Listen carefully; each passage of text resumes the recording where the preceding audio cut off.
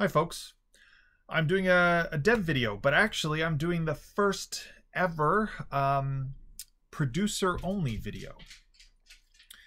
So ESJ2, as it currently stands, has a bunch of things to finish before it's finished. The first one is all the levels need to be 100%ed. Now I'm pretty close to this, but it just means every single level needs to have the background finalized, the music finalized. There needs to be enough NPCs that are telling jokes or making stupid little comments, or I need to decide that this level doesn't need them. Every single level needs to have a secret. Every single level needs to have coins. Every single level needs to actually be playable, not broken, and the correct scope and shape for the world. There are 1 or 2 levels that are actually somewhat broken because they're older, and I've made changes to the sticky walls and the storyline and so forth. I think the one which teaches you explosive jump is broken because it talks about the wrong storyline, so I need to fix that. Most levels already qualify 100% in this category. Simply because they're smaller, less consequential levels. So the level where you avoid the missiles and collect all the coins, that's fine. That's still functional. It's being done. It's polished, so it's fine. So that's not a huge workload. I'm estimating between 1 and 5 weeks to do it because it's so full of question marks. Like, I don't know. I'm just going to have to start at level 1 and 100% it, and start at level 2 and continue to level 2 and 100% it, and so on. Now, I think we're looking pretty good. I think most of the levels that aren't 100% are 99%. So I think I'm probably going to blitz through a bunch of levels very quickly. The second thing is bugs. There are a bunch of bugs. There's fewer and fewer, like, really game-breaking bugs. But yeah, bugs. And that's a big question mark, right? I could blitz through a lot of them very quickly, but there'll definitely be 1 or 2 sticklers. So again, we're looking at a couple of weeks. Okay, now we're getting into firmer territory. I want to add the co-op feature where up to 4 players can play through any level. The way this is going to work is it's going to remove all checkpoints. Players will respawn on any existing living players. So if you all get wiped out, you have to start the level again. However, you'll have people yelling, stay alive, when there's 1 person left and everybody else are counting down to respawn at them. I think that would be fun. There's the coin store where you collect coins, you spend them on doing things, and there's basically rewards for that. That's going to include custom player models, player trails, and menu backgrounds and new main menu music, which I think would be interesting. Then there's the level editor. The level editor is platformer level editor, and I really want to do it correctly. Some of you will be familiar with the Groove City level editor, which was Groove City was built in 3 months because my boss at the time, I was making this for another company, said, you have 3 months. He is a great guy and it's not his fault. But at the time, we were facing a lot of budgetary constraints, which is why that game is 1/3 of the length of ESJ1. The level editor there is functional. Functional is the best I will say about it. I want to make a level editor that is like Mario Maker.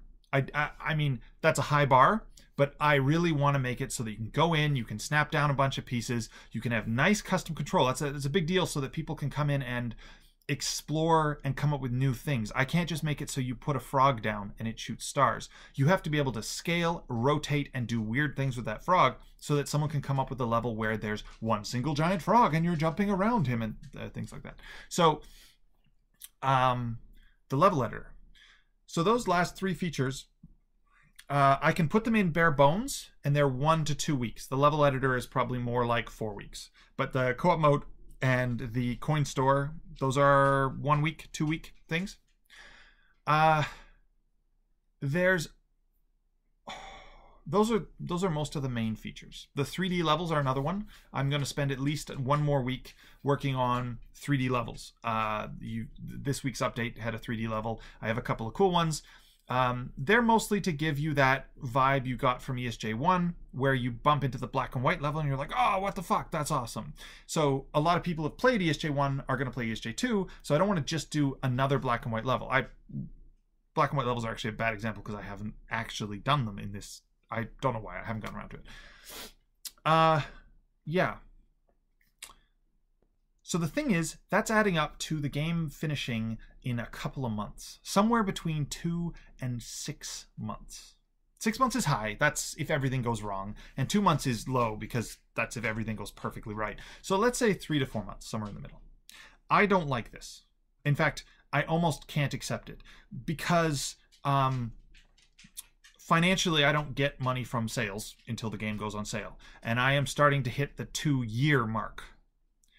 June will be the 2-year mark of this game.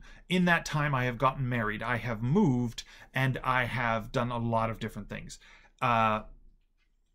It's starting to look like the project's going on too long. Launch becomes more and more and more of a risk.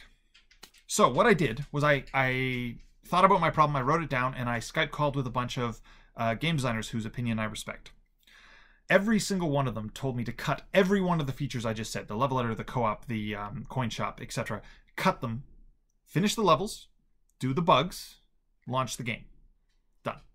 That's an estimate that is looking more like a month, which is way better.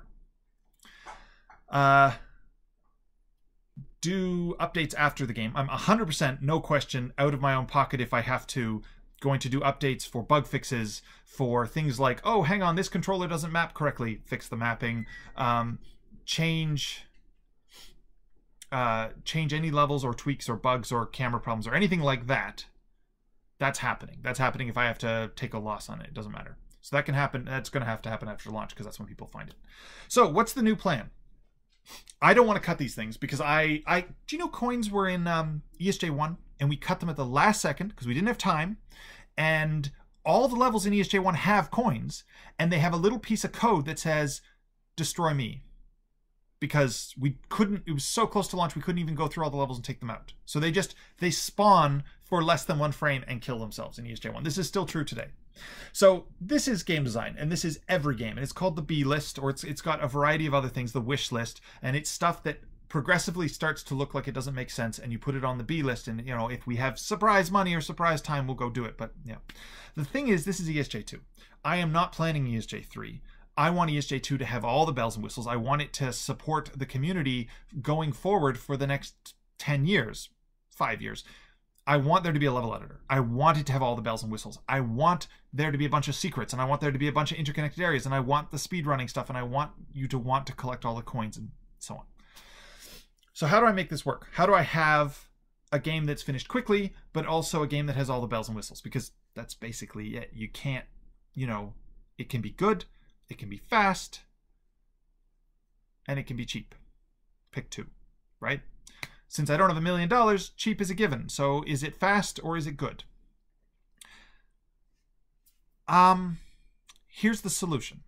What I'm going to do is I'm going to cut all those features, finish the levels, finish the menus, do the bugs, do the marketing, which is a website, a trailer, a Steam integration, etc. So post about it. Launch the game. Launch the game nice and early. And that's important because the game is like a main space shuttle. It only has a certain amount of launch windows.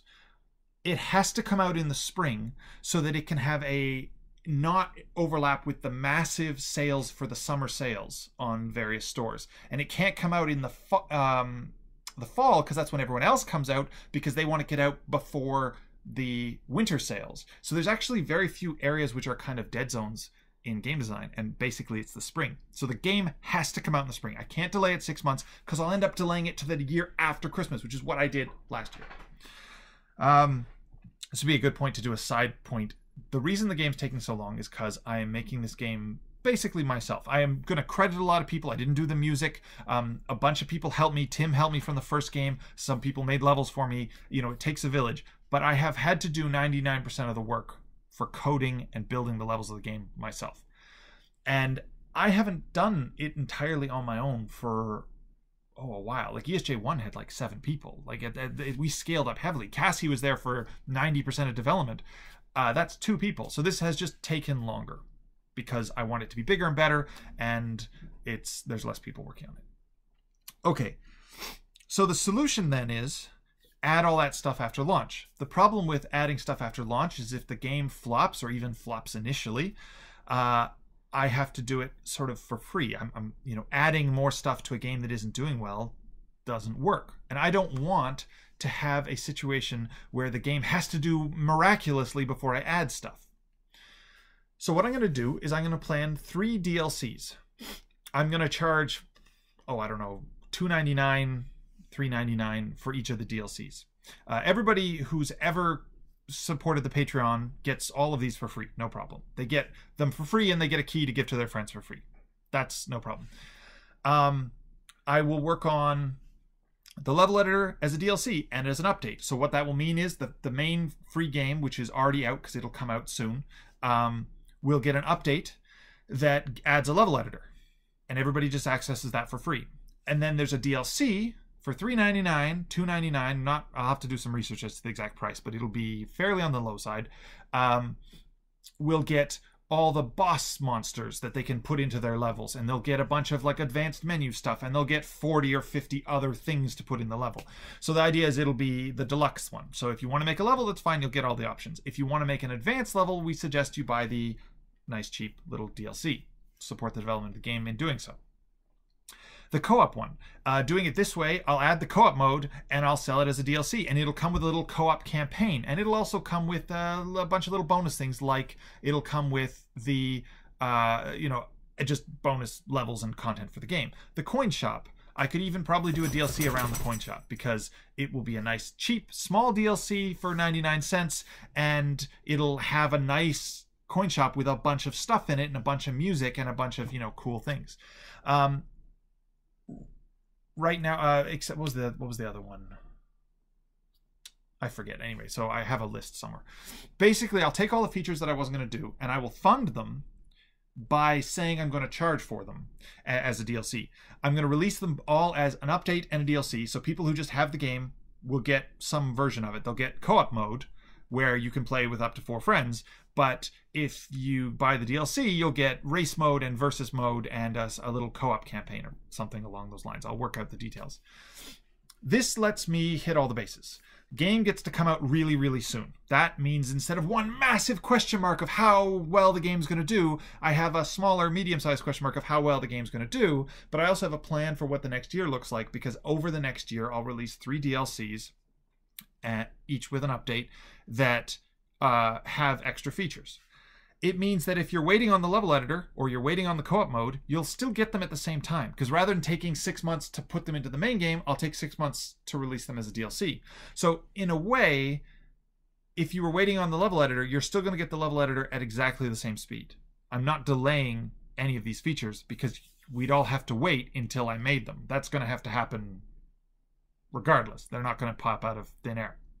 But it allows me to launch the game sooner, properly, and people who just want to play the platformer, who don't have co-op LAN parties and who don't make levels, etc., don't have to wait. And the other thing is DLC can come out whenever. DLC and updates can come out the month before Christmas, because I'm not worried. They are a good thing to redraw attention to the game from a marketing standpoint just before Christmas. Whereas the game itself, the main spaceship, it has to come out in the spring. All the little add-ons can come out in the summer, in the fall, and in the winter. That's fine. All right. So this long video is a major sort of change of course, and I'm cutting a bunch of features that I promised. And first of all, I don't want to be a shithead and promise something and then take it back. Second of all, I don't want to cut it back, because this is ESJ2. I really want to do it right. I'm going to kill myself to make it right. So for the first time, I'm actually going to do the thing which I said in the Patreon blurb for producer. I will consult you on major changes. So there's 5 of you. Here's this video for you. What do you think? The alternatives are, I can just keep going. Add everything in the kitchen sink to the game, come out this summer. That's not great for a bunch of reasons that I've talked about, but it's a possibility. Second, I can cut all those features. Just cut them. You still get all the single player levels. You still get all the boss fights. You still get all the mini games. It's not like I'm cutting it down to some tiny little shitty game. It's still got a lot of the stuff, right? Cut them all. Come out soon. Done. To be fair for this one, like 2% of people, statistically, 5% use multiplayer. that means very few people are going to play the co-op mode. That means I could say for the greater good, I want 95% of the population of the game player to be happy. Third option, and feel free to email me, message me, or talk to me on Discord. Cut some of them. Don't cut others. A possibility would be to include the level editor from launch, and that's maybe a bad one because the level editor is going to take as long as it's going to take regardless. I have to do all the work to make the level editor good. So there's not much point in holding up the main game to have the level editor as part of the launch. But that's the third option, right? Do the original plan, but cut some of the features, not all of the features. Now, as I said, for the producers, please reach out to me directly if you have suggestions, comments, support, or negative, feedback, whatever. Please talk to me. That's fine.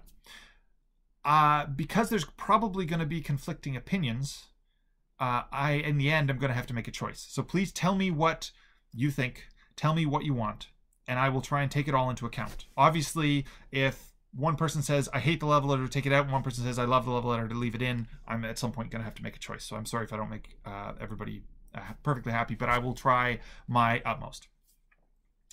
Yeah, and then I will be announcing this to the public and to the Discord at the end of the week. I'm personally favoring, and I strongly suggest we just go with, the plan where I release the game, the core game, which has all the levels, all the campaign, all the bosses, Slime Daddy throwing a baseball, Mega Satan, butt stomping, all this stuff, plus the first-person minigame and the 3D levels and all the cool stuff and all the cool music from all the musicians, and we just go ahead and we launch that, because that's a good game. Put it out there, have the public play it. I'm going to sell a DLC, which is the soundtrack and a couple of bonus levels, exactly as I did for the first one. Then, over the next year, space out, adding DLC and features. One nice silver lining of this is that if this works, I can keep doing this for longer. Over that year, we can come up with, wouldn't it be cool if we had a first-person campaign? Because a bunch of people like the first-person shooter. I can do an update which improves the first-person shooter in a bunch of ways, make the gun animate in a more accurate way, and so on. And then I can do a DLC that comes with a bonus 15 levels for a first-person shooter, or something along those lines. It sort of gives us a lot of options. It gives me a lot of control. The other thing about DLC is there's gaps between the DLC, so I don't need to do them all in a row and then launch the game. I can take a month off and then work for 3 months on a DLC and then take a month off and then work for 3 months. That's important because it means I can go do contract work. Contract work can earn money and pay rent, which means that the whole plan actually doesn't depend on the game doing well. Whereas if we add all the content right now and then launch in 4 to 6 months, the game has to do well because I had to do all the work in one chunk, which means I had to really burn out all my savings and live on the 500 for the Patreon and so on. Whereas if we do it slower, I get to do contract work and pay my bills and then just work on my passion project, which is ESJ2. All right. This is for the producers, so I want to personally thank all 5 of you for doing this. A bunch of you asked me to fit you in. Initially, there was only 2 producer slots, and now there's 5 because at least 3 of the people have come back and said, what am I doing with my fingers? Have come back and said, can you please raise the limit? I really want to support this game. And thank you. Thank you so much. You, specifically you, are making this project possible. So thanks very much. Yeah, let me know what you think. And I'll talk to you later.